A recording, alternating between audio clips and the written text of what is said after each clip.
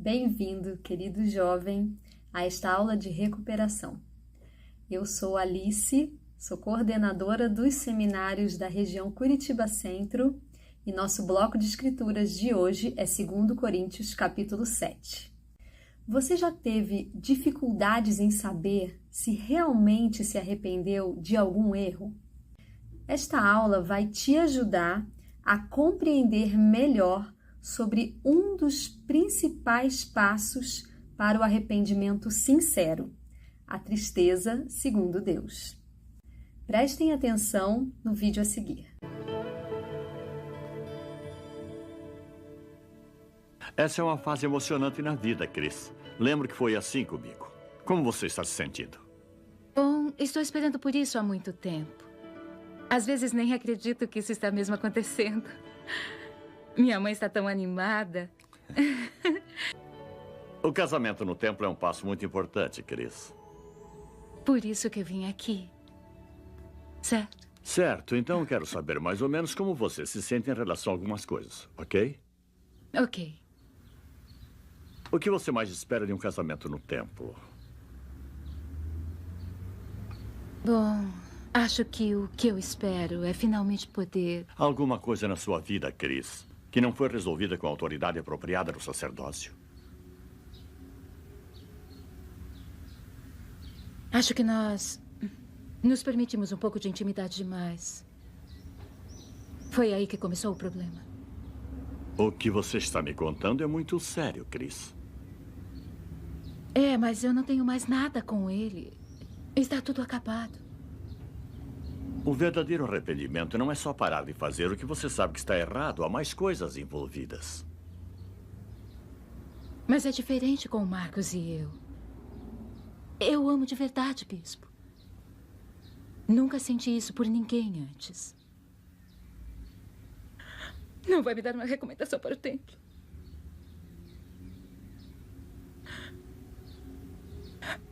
Mas o casamento está chegando. Eu já mandei os convites. E já paguei meu vestido. Chris, acho que seria um grande erro ir ao templo sem resolver esse problema.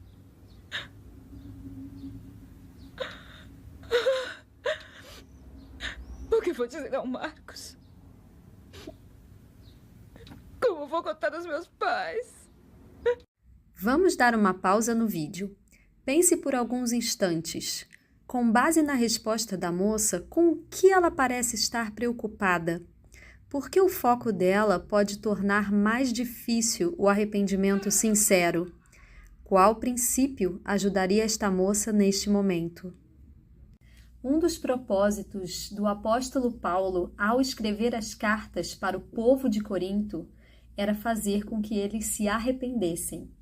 Nesta carta escrita por Paulo, ele elogiou as pessoas que se arrependeram sinceramente e ensinou um princípio muito importante do arrependimento. Vamos ver qual é esse princípio em 2 Coríntios 7, nos versículos de 8 a 10. Porque ainda que vos contristei com a carta, não me arrependo. Embora me arrependesse por ver aquela carta, vos contristou, ainda que por pouco tempo.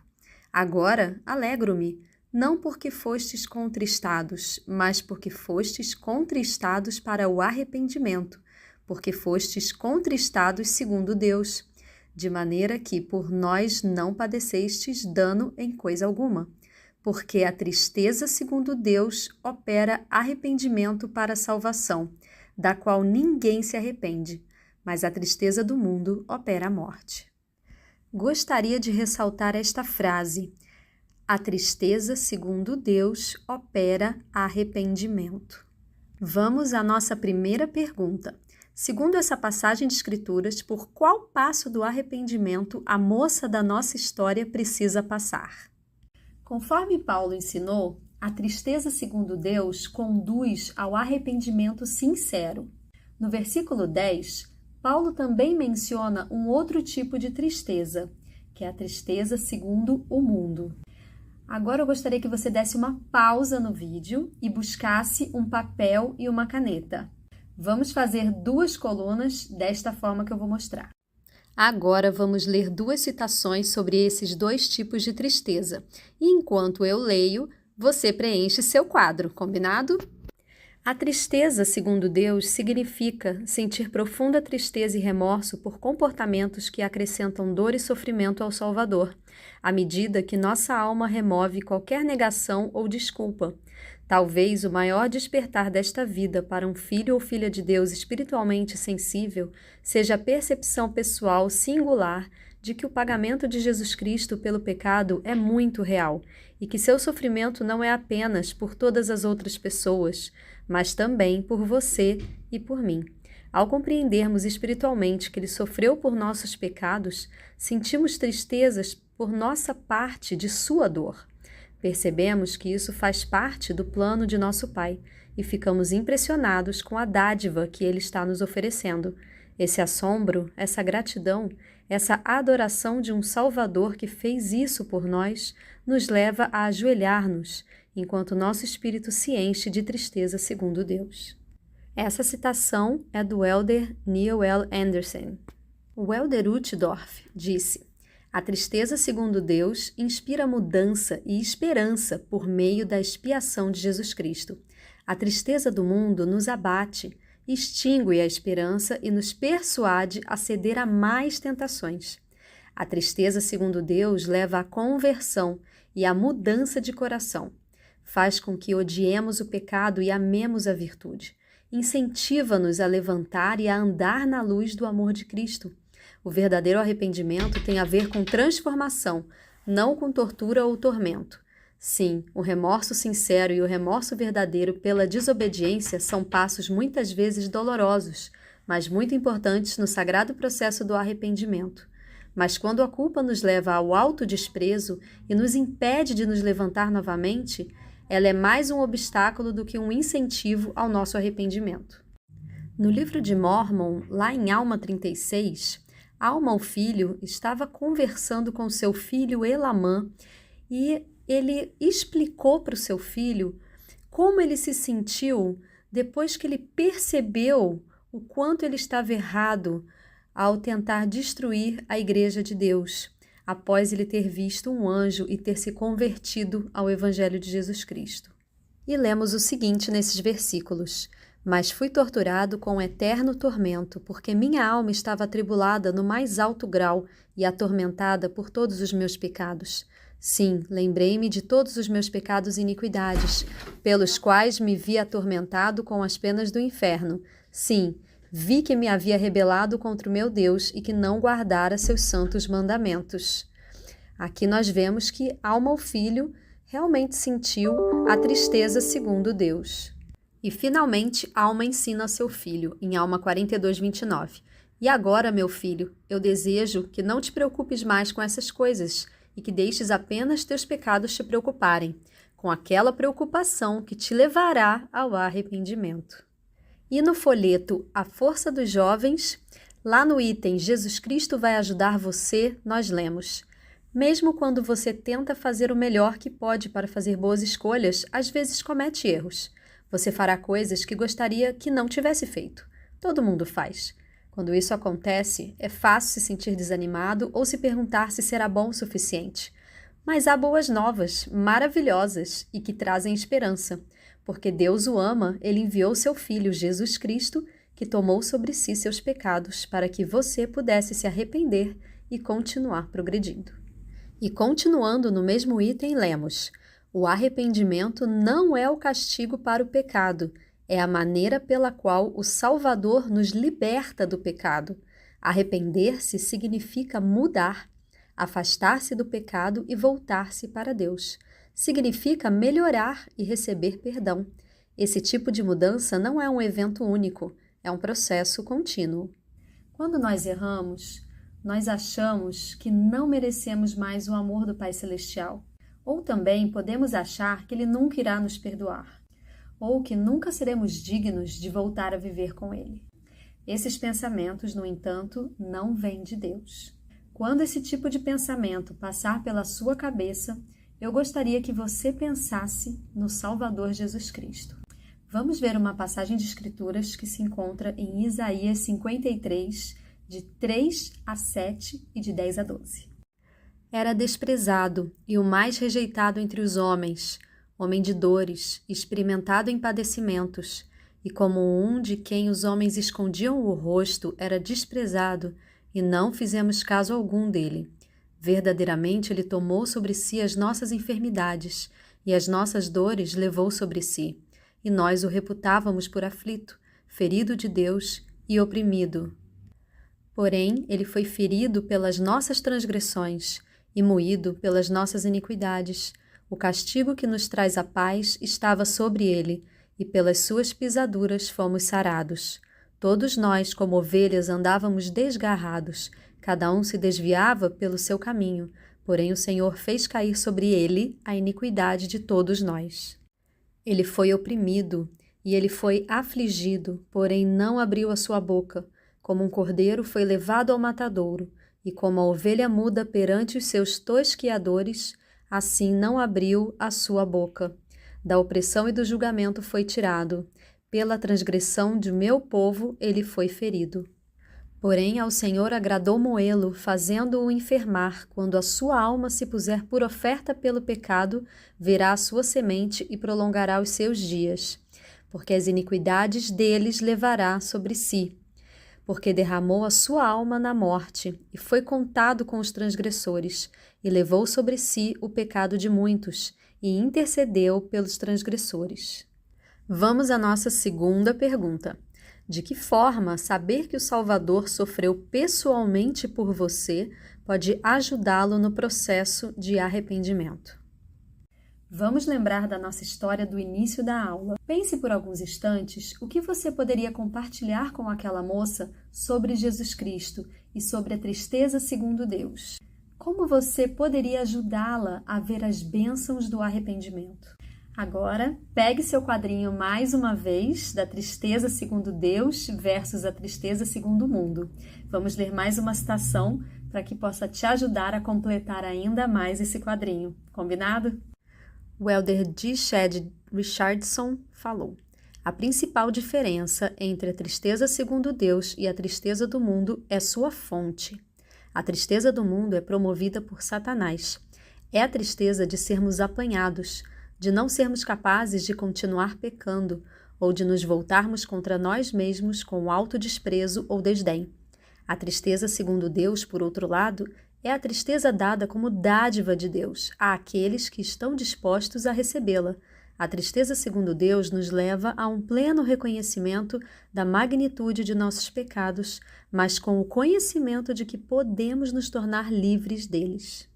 O meu quadrinho ficou assim: tristeza segundo Deus, pensar no sofrimento do Salvador, sentir gratidão pelo Salvador, desejar mudar, ter esperança por meio de Cristo, conversão e mudança de coração, odiar o pecado e amar a virtude, dádiva de Deus, conduz ao alívio, paz e plena felicidade. E a tristeza segundo o mundo, abatimento, sem esperanças, ceder a mais tentações, autodesprezo, movida por Satanás, traz mais tristeza e desespero. E como ficou o seu quadrinho? Queridos jovens, gostaria que vocês percebessem durante esta aula que a tristeza segundo Deus, na realidade, é uma tristeza que vai nos levar à plena alegria. É uma tristeza que nos leva a reconhecer nossos erros e a desejar ser melhores. É uma tristeza que, no final, nos traz alívio, paz e felicidade. A verdadeira felicidade, aquela que nunca termina. O Pai Celestial e Jesus Cristo não vão abandonar você durante o processo do arrependimento. Na verdade, você vai ver que eles nunca estiveram tão perto. Você vai descobrir que é possível vencer a tristeza do mundo e encontrar paz por meio de Cristo. Para finalizar, vamos assistir o final da história que nós começamos no início desta aula. E percebam como a nossa querida amiga foi abençoada através do arrependimento sincero.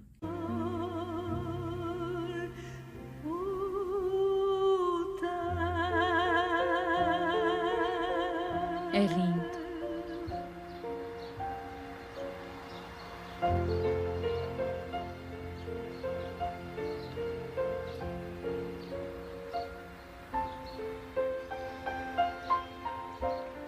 Sabe, quando eu tive minha primeira entrevista com o Bispo Maxwell, eu quase não disse nada. Teria sido tão fácil.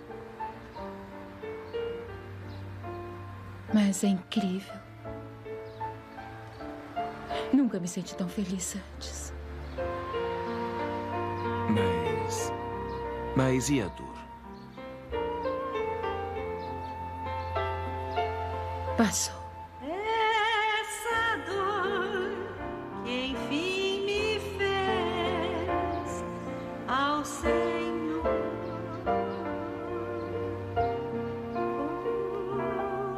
voltar.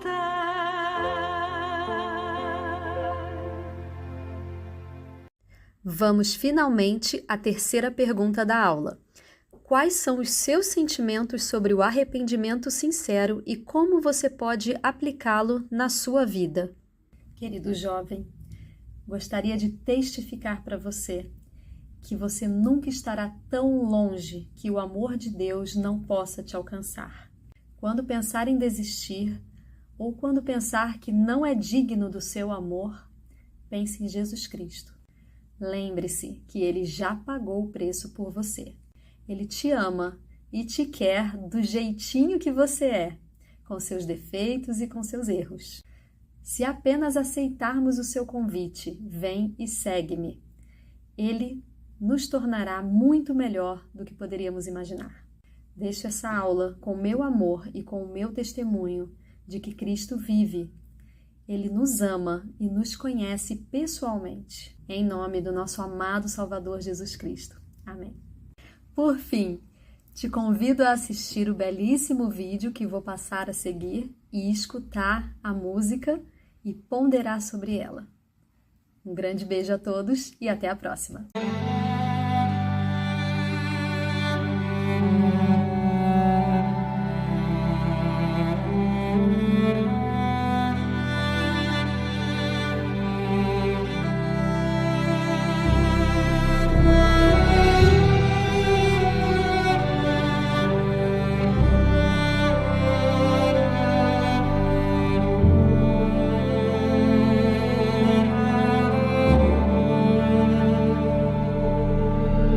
Abençoou o leproso e os mortos levantou. Ele alimentou o faminto, a vista aos cegos restaurou. Ele andou sobre as águas e acalmou o mar feroz. Quando dele precisares, basta ouvir a sua voz. Deixa entrar e tua dor aliviar. Sente seu amor, enfim, te transformar. Vinde a Cristo, vinde a Ele. E por sua graça, sede perfeitos. De braços abertos, está a esperar, por teu nome chama. Vinde a Cristo.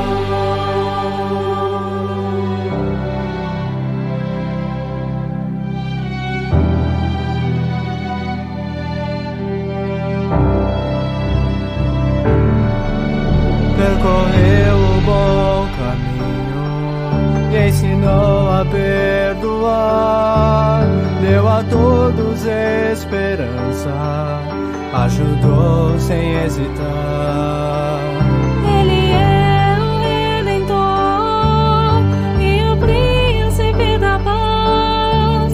Não importa onde estiveres, Ele te libertará. Deixa entrar. E lembrarás de teu lugar quando Ele enfim teu coração mudar. Vinde a Cristo, vinde a Ele, e por sua graça, sede perdoa.